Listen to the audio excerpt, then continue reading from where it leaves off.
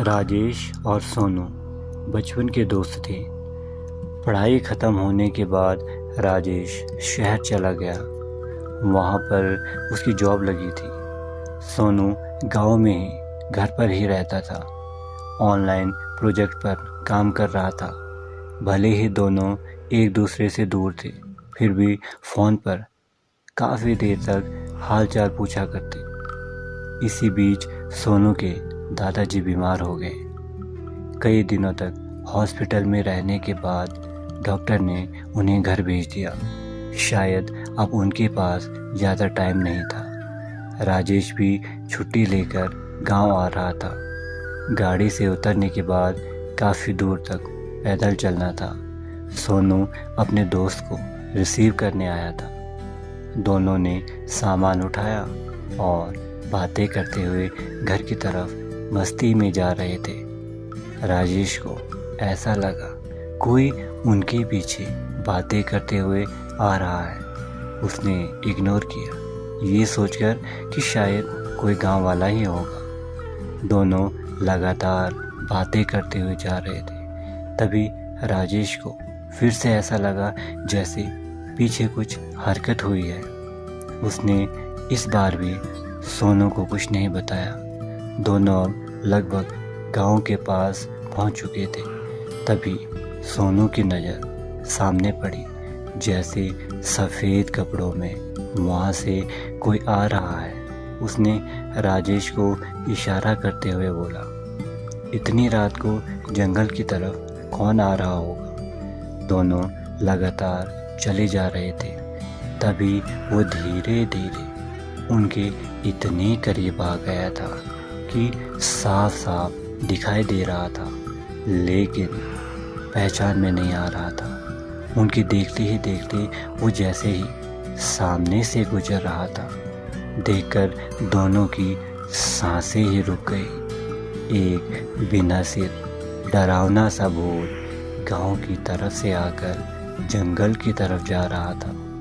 दोनों बस उसे देखे ही जा रहे थे। पल झपकते ही आंखों के सामने से कहीं गायब हो गया। यह सब क्या था? डरते हुए दोनों थोड़ी देर में घर पहुंचे। वहां पर उन्होंने वो घटना सुनाई।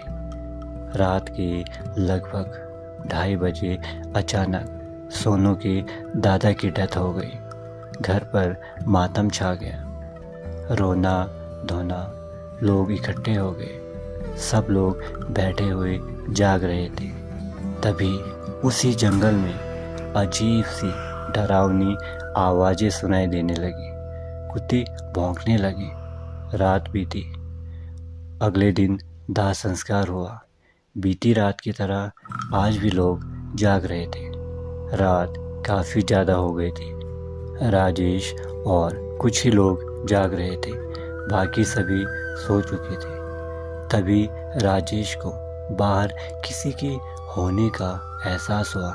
उसने खिड़की खोलकर बाहर देखा तो वही सिर कटा भूत आंगन में खड़ा दिखाई दिया। डरते हुए उसने जो लोग जाग रहे थे बाहर की तरफ इशारा किया। सभी ने बाहर देखा। बाहर उस सिर कटे भूत का आकार धीरे धीरे बढ़ रहा था, जमीन से लेकर घर की छत से ऊपर तक। डरते हुए शोर मचाने लगे। बाकी लोग भी जाग गए थे। दरवाज़ा खोलकर जब लोग बाहर निकले, वो सिर कटा भूत घर से काफ़ी दूर जंगल की तरफ निकल रहा था। धीरे धीरे सभी के देखते ही वो कहीं गुम हो गया। घर पर डर का माहौल था। कुछ लोगों का मानना था कि ये दादाजी को लेने आया था। बीती रात भी और आज भी सच जो भी था वो यही था जो लोगों ने अपनी आंखों से देखा था। गांव में पहले अगले दिन पंडित जी से पूजा पाठ कराया गया तो पंडित जी बोले वो जो भी था राजेश के साथ बाहर सड़क से पीछे पीछे आया था। वो आज भी यहीं पर भटक रहा था। ये सब सुनकर राजेश और भी ज़्यादा डर गया था। तो बस आज के लिए बस इतना ही।